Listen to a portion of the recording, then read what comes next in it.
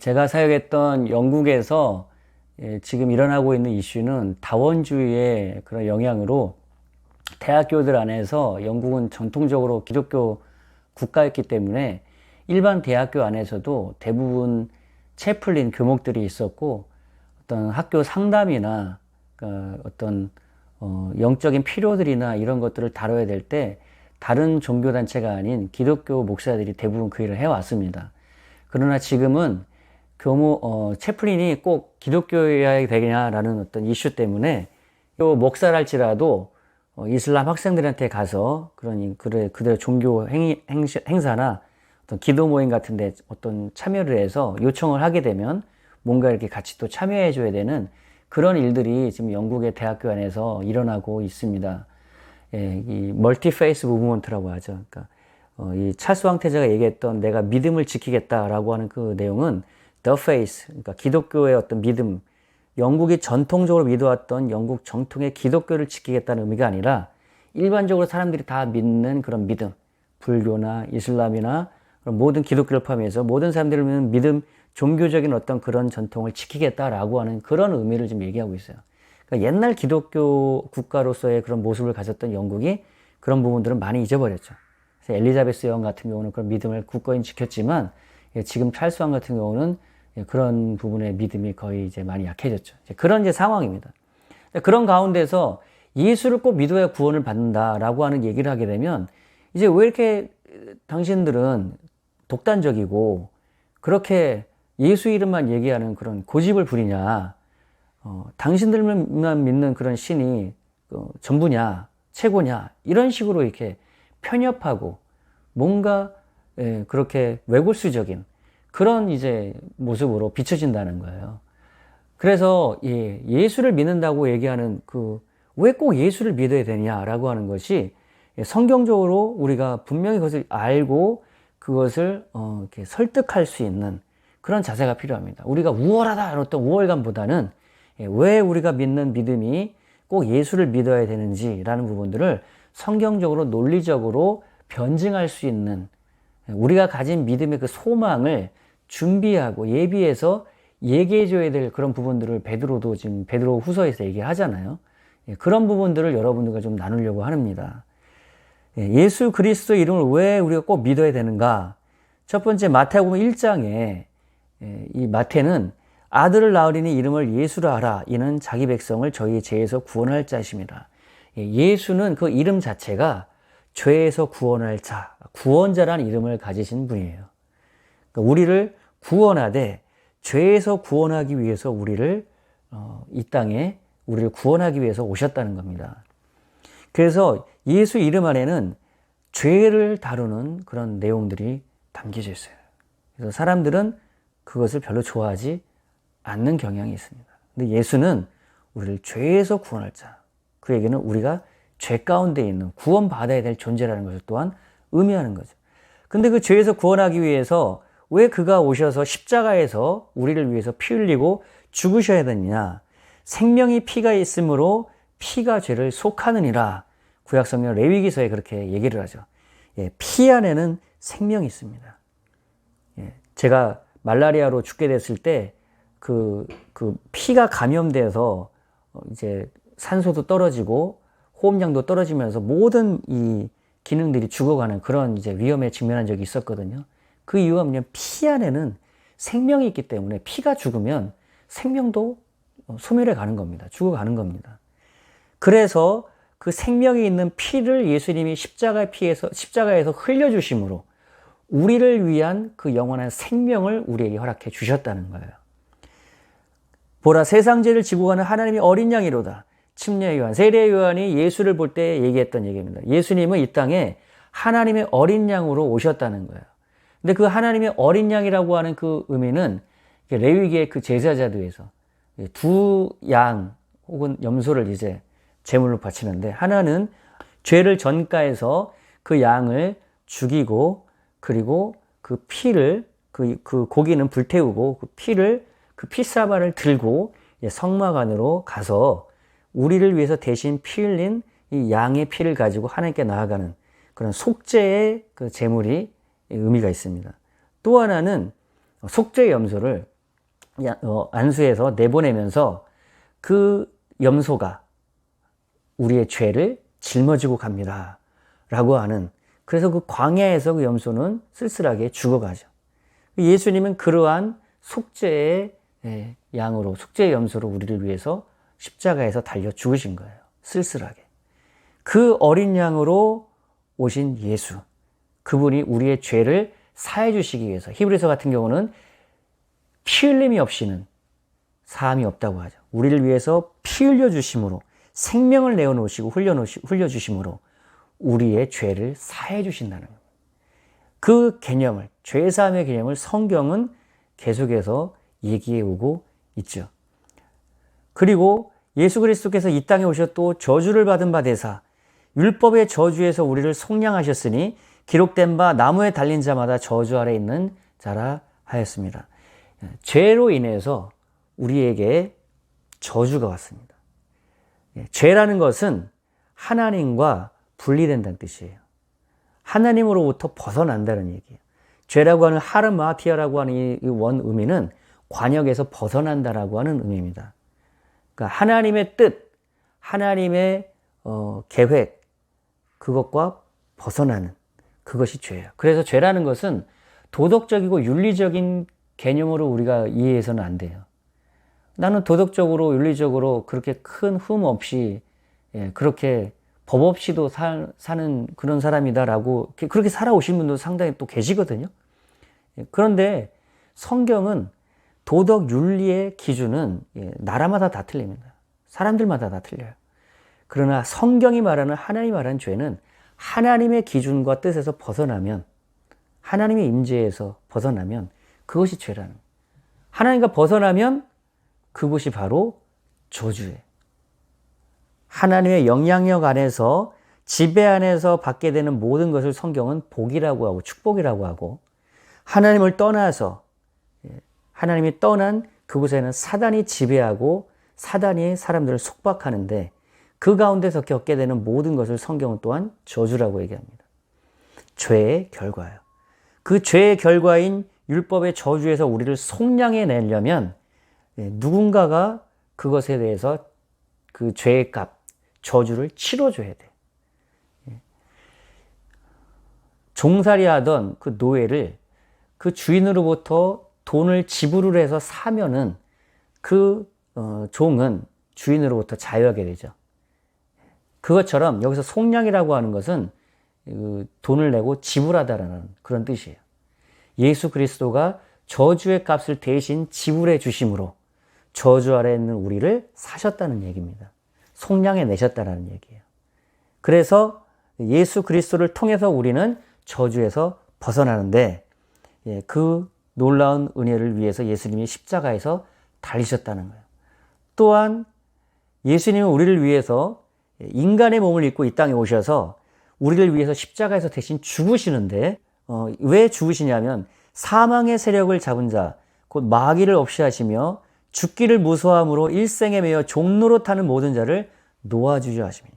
예수께서 십자가에서 대신 우리를 위해서 죽어주심으로 그 사망의 권세를 가진 마귀의 손에서 우리가 해방되는 겁니다.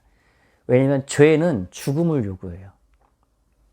의와 거룩에 도달하지 못하는 죄 가운데 있는 사람은 그 죄는 그 결과가 죽음입니다. 의와 거룩의 결과는 생명인데 죄의 결과는 죽음이에요. 그 죄의 결과인 죽음, 그 죽음의 원인은 죄란 말이에요. 그 죄를 누군가가 대신 심판을 받아야, 그 죄에 대한 값을 치러야 사망에서 나오게 되는 거죠. 왜냐하면 사망, 죽음은 죄의 결과이기 때문에. 죄가 모든 것의 뿌리예요. 저주든 죽음이든 죄에서 시작된 거예요. 죄의 문제를 해결할 때 우리는 저주와 죽음에서 벗어나는 겁니다. 근데 그 죄를 예수님이 육체의, 로마서 8장에서 자기 육체의 죄를 정하사 그가 정죄를 받음으로 죄의 몸을 입고 육체에 정해진 그 죄의 정죄를 그가 받으심으로, 그가 심판을 대신 우리를 위해서 받으심으로 죄의 문제를 해결해 주셨다는 거예요. 죄에 대한 심판을 그가 십자가에서 받으신 겁니다. 그래서 죄를 도말해 버리셨기 때문에, 죄를 해결해 버리셨기 때문에 우리는 저주와 죽음에서 벗어나게 되는 것이죠. 사단은 사망의 세력을 잡은 자라고 얘기하고 있어요. 죽음의 생명이 없는 죄를 범함으로 하나님을 떠나서 사망의 지배 가운데 사단은 그들을 속박하고 그들을 지배합니다. 사단은 사망의 세력을 잡은 권세자예요. 그래서 그 사망 가운데 있는 사람은 사단의 지배를 받습니다. 생명이 없이 하나님을 떠난 사람들은 사단의 속박 가운데 놓여 있어요. 그러나 죄의 문제가 해결되고 그 사망의 문제를 초래했던 죄의 문제가 해결될 때 우린 죽음의 속박에서 벗어나게 되는데, 그 일을 위해서 예수님이 육체를 입고 와서 죄 정죄함을 받고 우리를 위해서 대신 십자가에서 죽으셨다라는 거예요. 자, 그러한 놀라운 은혜를 십자가에서 이미 이루어 놓으셨습니다. 그러한 은혜 안에 우리가 어떻게 동참하느냐?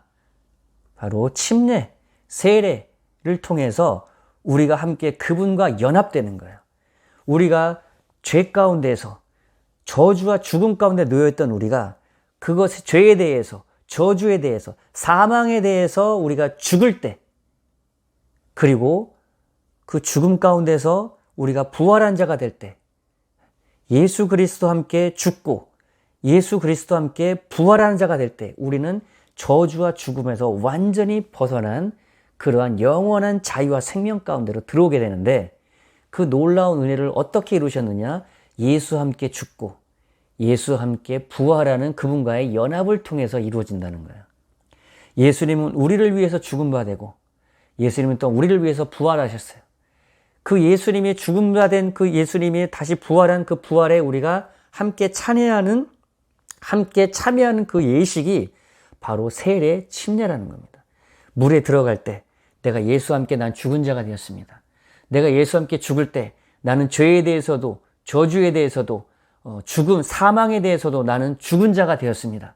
그리고 부활할 때 예수님과 함께 나는 부활하고 그분과 함께 연합해서 나는 저주와 이 죽음에서 나는 완전히 자유한 자가 되었습니다. 나는 예수와 함께 부활하여 영원한 자유 안으로 들어온 자입니다. 라는 것을 선포하는 것이 바로 세례 침례인 것이에요.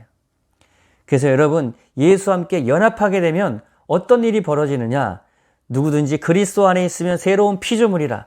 이전 것은 지나갔으니 보라, 새 것이 되었도다. 우리가 예수와 함께 연합해서 그분과 함께 죽고 그분과 함께 부활하는 그분의 연합에 참여하게 되면 우리는 그리스도 안에 있는 자가 됩니다. 그리스도의 지배 안에 있는 자가 된다는 거예요. 사단의 저주와 죽음의 속박 가운데 있던 자가 이제 벗어나서 예수 그리스도 안에 그분의 지배와 그분의 통치 안에 들어오게 된 거예요. 그러면 그 안에 어떻게 되냐? 예수 그리스도 안에서 우리는 그분과 함께 물과 성령으로 거듭나서 새로운 피조물이 됩니다. 이전 것은 저주와 죽음 가운데 있었던 나는 완전히 끝나고 이전 것은 지나갔으니 보라, 새 것이 되었도다. 지금 나는 새로운 뉴크리에이션, 새로운 피조물이 된 거예요. 저주와 죽음에서는 완전히 벗어나고 완전히 상관이 없는 새로운 창조물이 된 것입니다. 예수 그리스도 안에서 내가 그분과 함께 연합함으로 이루어진다는 거예요.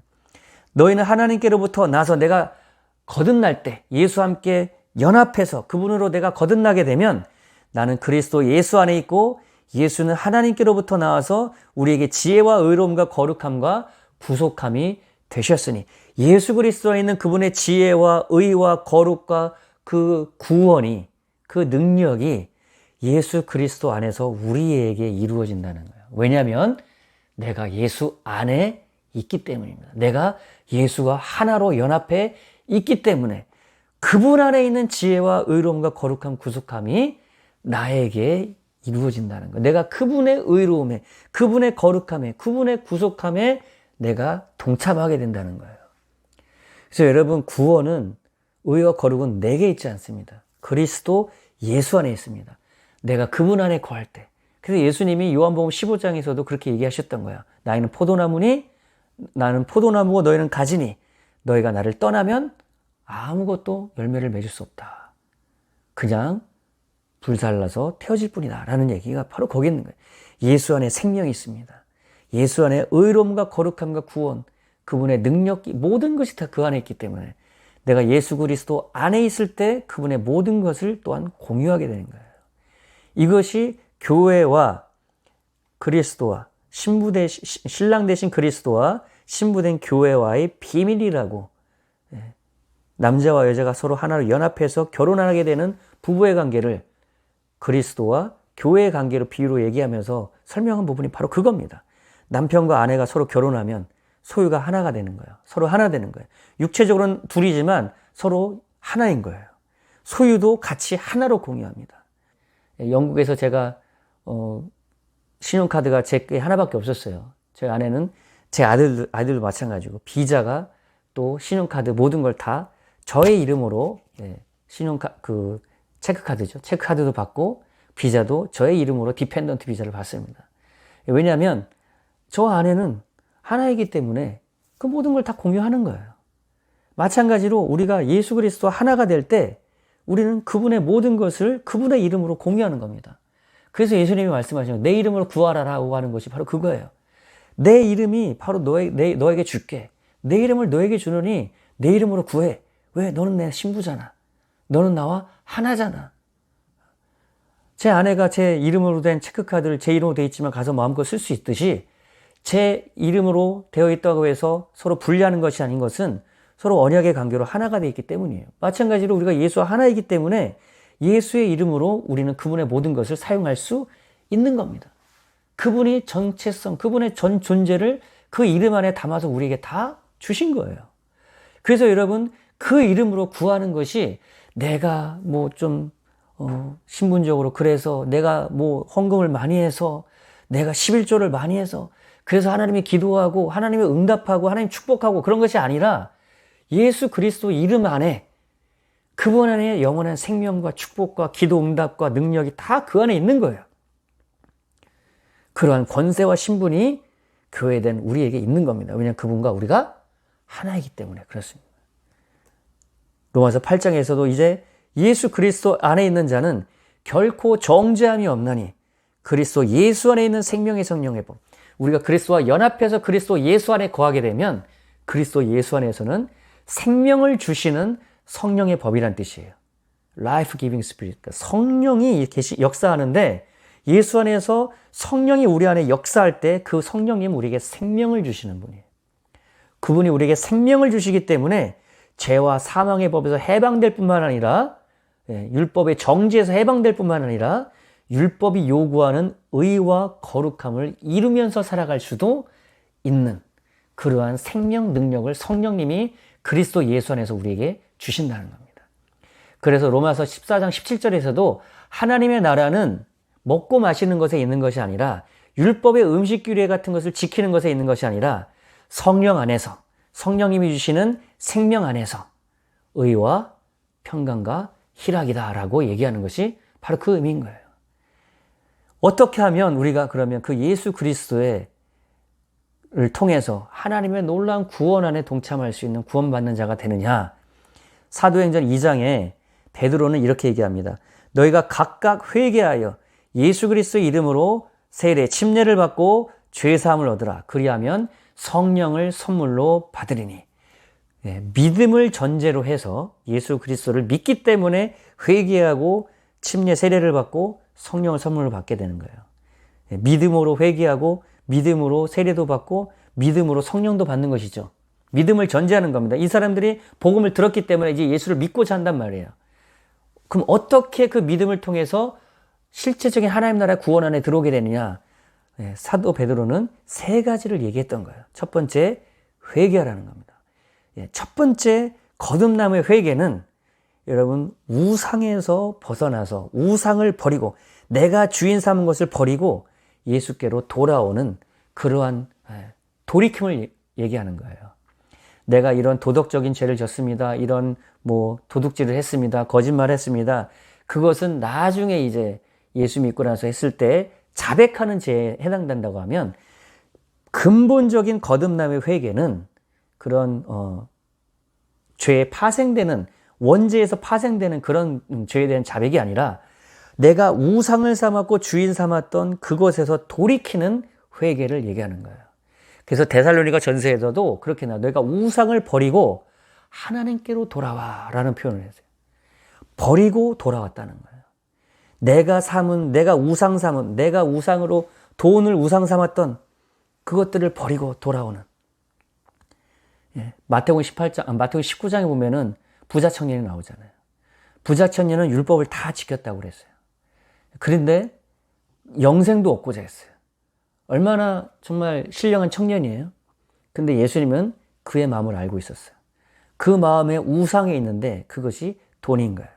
그래서 그것을 나눠주고 나를 쫓으라고 했죠. 왜냐하면 영생은 예수 그리스도 안에 있기 때문에. 내가 의롭게 율법을 행하고 뭔가 구제를 하고 이래서 영생을 얻고 구원을 얻는 것이 아니라 예수 그리스도 안에 영생과 구원이 있는데 정작 그런 것은 다 행하면서 마음의 우상을 가지고 예수께로는 나오지 않고 있었다는 거예요. 그래서 그걸 버리고 나에게 오라고 하죠. 데살로니가 전서 1장과 똑같죠. 버리고, 우상을 버리고 하나님께 돌아오라는. 그러나 그 청년은 아쉽게도 우상을 버리지 아니고 예수께 돌아오지 않았어요. 아마도 십계명 율법 이런 것은 지키고 나름 구제도 하며 살았을지도 모르죠. 그러나 영생을 주시고 구원을 주시는 구원의 주인 되신 예수께는 오지 않았을 때 그 청년의 결과가 어땠을까요? 마찬가지로 우리가 이 시대에 구원의 은혜 안으로 들어가는 길은 회개가 첫 번째 단추가 되는 겁니다. 내 삶의 우상 주인을 버려야 되는 거예요. 그리고 주님께 돌아와 침례를 받는 건 예수 그리스도의 죽으심과 부활하심에 연합한다는 거예요. 우상이 있는 사람이 어떻게 예수님과 연합하겠어요? 이건 결혼하는 거 언약의 결혼식과 같은 것인데 어떻게 우상, 다른 것을 좋아하는 것이 있는데 그 예수님과 연합을 이루겠습니까? 그것이 영적 간음이 되는 것이죠. 그래서 그걸 버리고 돌아와 예수님과 함께 연합할 때 그분의 죽으심과 부활하심에 동참하는 세례 침례를 받고 그리고 나면 그 언약의 증거로 구원받은 사람이라고 하는 증거로 언약에 동참한 증거로 성령을 선물로 우리에게 주시는 겁니다. 그래서 성령이 우리 안에 계시다는 것은 내가 구원받은 그러한 언약의 동반자로서 그 증거에 동참한 예수 그리스도의 그 은혜에 동참한 자라고 하는 증거가 되는 거예요. 여러분, 이것이 우리가 꼭 예수를 믿어야 되는 이유입니다. 다른 어떤 신도 죄를 다룬 적이 없고 다른 어떤 신도 그 죄에서 벗어나 우리에게 의와 거룩함을 주셔서 그분과 함께 하나님 나라로 들어갈 수 있는 길을 제시해 준 어떠한 신도 이 세상에 없습니다. 그래서 우리는 예수만을 꼭 믿어야 된다고 증거하고 선포하는 것입니다. 겸손하고 온유한 자세로. 복음을 전하고 베드로처럼 회개하고 세례와 침례를 받고 그러면 죄사함을 받고 성령을 받을 것이다 라고 하는 사도들이 얘기하고 성경적인 그러한 복음 전도와 그리고 하나님 안에 거듭남으로 구원함으로 초대하는 그러한 초청을 우리가 배워야 될 필요가 있다는 것입니다. 오늘 내용대로 여러분 예수를 우리가 꼭 믿어야 되는 그 이유를 여러분 아시고 그리고 예수를 증거하고 또 어떻게 하면 그 사람들을 하나님의 구원 안으로 실제적으로 인도할 수 있느냐라는 부분들을 여러분과 나눴습니다. 예수를 확실히 믿고 또 증거하고 하나님께 인도하는 귀한 일에 여러분 쓰임받는 여러분 되시기를 주님의 이름으로 축복합니다.